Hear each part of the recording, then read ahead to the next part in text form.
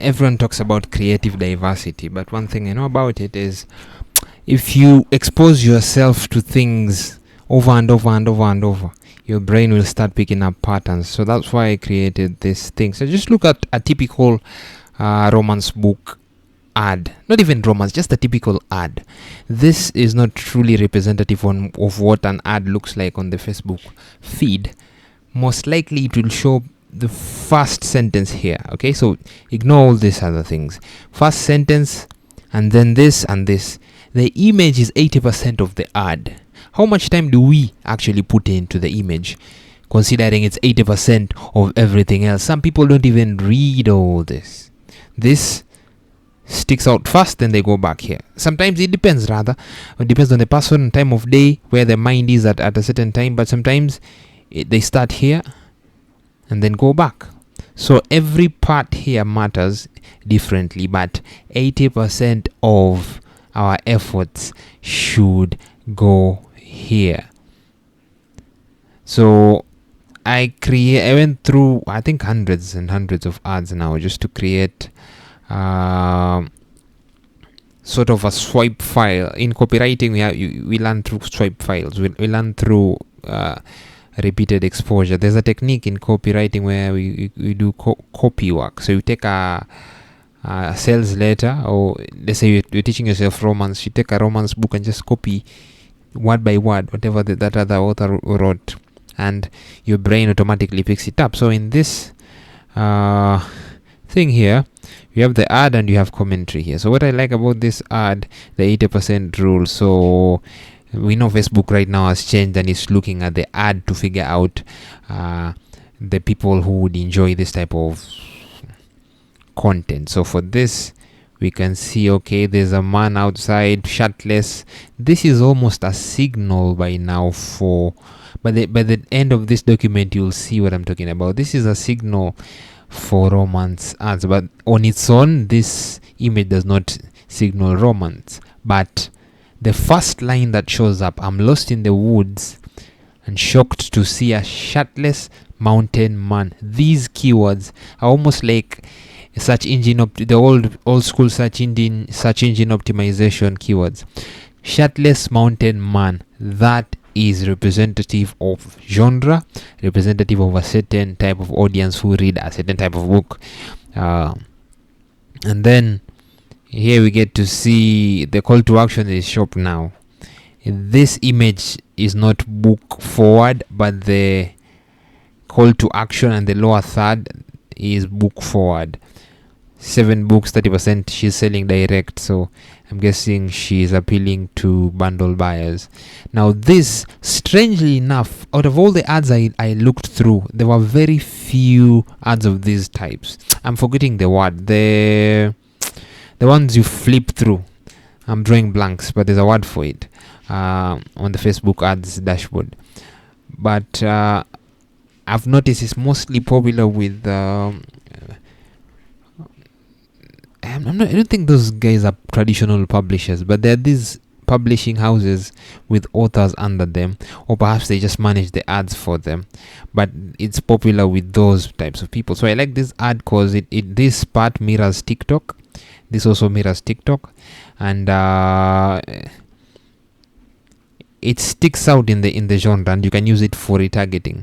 I also like the first line, because this is probably what will show up here. I also like the first line. It just pushes away whoever is not for this, and it also calls to the right audience. This is not romance, okay? This is not soft romance. This is also a signal to the Facebook algorithm that this is a romance ad. College romance, it speaks to the subgenre. A secret society, those are tropes. Arranged marriages, tropes. All these are calling to the right audience, and they're helping Facebook find your audience. Let's see. Now this is an interesting ad because it's I've had people complain about not being able to run urban fantasy ads on Facebook, but I'm having a hard time believing this is true for everyone. So this ad does what we all know about urban fantasy.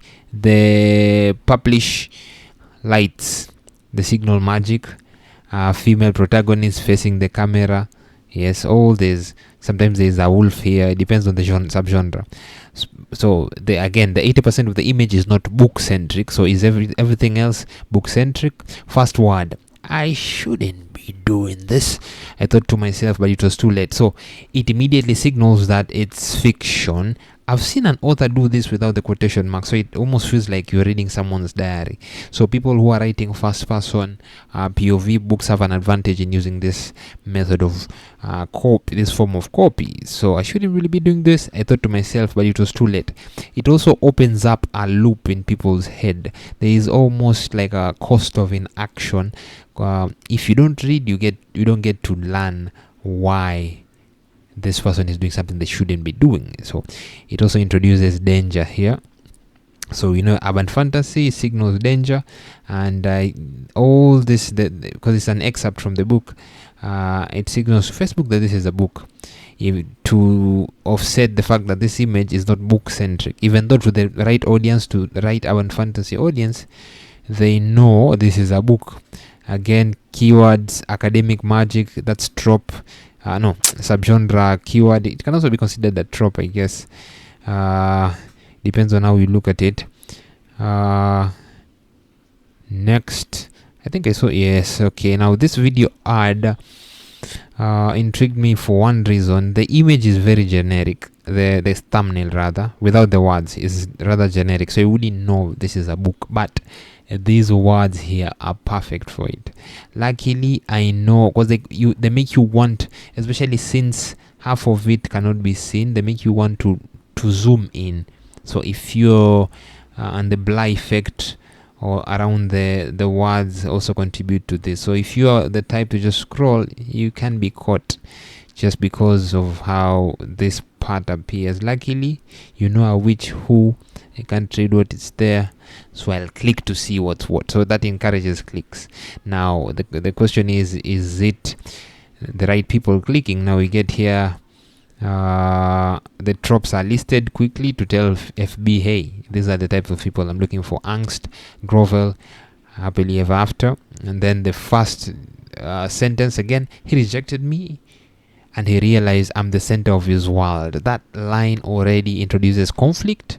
It introduces the characters and introduces the tone of the book. Bama, you get to connect to the protagonist. What is this for genre? Now this is very book centric. 80% of the ad, the image is book centric. It's typically just a book cover. Okay, pink. Is this pink? Am I colorblind? This is pink. Pink against Facebook is white. The Facebook feed is white. Okay, so pink, and the first word is, everything else is an excerpt from the book.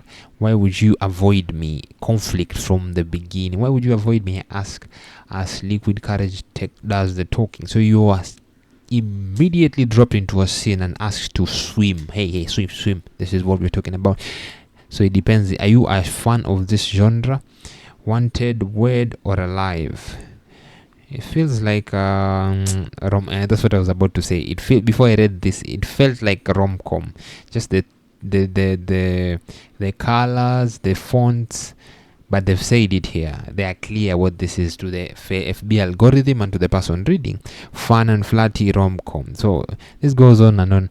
Now I'm scrolling through, because the more, are you seeing a pattern already? This is the first book-centric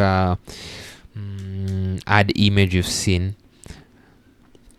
Now more and more people are doing this, are going the book-centric way, because there's a belief that Facebook favors these types of ad images. That's what I thought, and that's what in other industries, and that's what we are saying. But when I looked at many romance authors, you get all types of ads, non-book centric. Like this is non-book centric, but this here is almost like a cover. Kindle Unlimited tells Facebook what it is, tells the reader what it is. This is representative of the genre. Billionaire romance suit, looks right at you. It's not shirtless. For other subgenres, you would get this. Hot and steamy. So ironically, there's a balance. Clothed, but the description or headline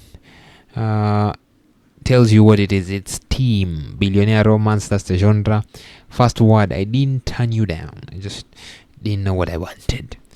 Again, drops you right into conflict or a dilemma. Makes you feel like there's a cost to not reading this. So I like that. Here is one. I think it's a flip. It's a page flip ad, similar to TikTok. So, if someone who's been on TikTok before, they'd see this, they know this is a book ad. And I'm sure these words here, I can't read them, I can't make them out, but I'm sure these words here are book centric too. Again, my brothers, let's go here. The first sentence: my brother's best friend needed a wife. Okay, so someone reads that. If someone does not start here, they just start here. My brother's best friend needed a wife. It almost invites them into a story. He's acting like he'll never let me go. So by this point, you don't even know if it's a story or not. When my brother's enigmatic best friend, billionaire corner, blah blah blah, shows up unannounced, now you get to know this is a book. Click here, see what's what, and then, just in case you ignore all this, you're told this is a new fake relationship billionaire romance. Tells the FB algorithm what this is. The call to action is book centric. So if all this is not structured like a direct response ads to elicit a buy, it's almost like an entertainment piece. TikTok organic, it almost resembles organic content, yeah, but the call to action is the opposite of that, which I loved. It brings balance to all this. Okay, what's next? Now this is an interesting ad because this image could be misconstrued for action thriller, right? But she balanced it with a cover. I think these are two people in an embrace. I need my glasses. Yeah, two people in an embrace. So it balances them out. Facebook might send them to people who are fans of thrillers to see how people respond to that, and then it may also look at this and say this might be romance. But let's see if the lower third tells you what it is. Now they're clear about it. This is a steamy low small town romance, perfect for fans of. Now this description section here, you can only see a sentence, but I think you can write up to 150. So this I copied this method from Melissa Storm. I use it like almost like a SEO description, so you can write who the audience is here. Okay, who the audience is there, and then a recent mission gone wrong sees Navy SEAL John Sullivan seeking refuge at his cabin. Now this has been a genre that has brought lots of trouble to authors on Facebook because it almost straddles two genres in the eyes of the algorithm. They hear Navy SEAL. These are action adventure junkies who want shoot 'em up, Greyman, Jack Reacher type of books, but it's geared towards romance readers. So I guess as many signals as you can put that tells it, by it I mean the algorithm, that this is for romance people, especially here in the 150 words in the descriptions, the better. So this would be a genre I would be very interested in seeing more and more authors and how they are managing to get Facebook to send their ads to the right readers. Now here, this is book centric, book cover, high contrast.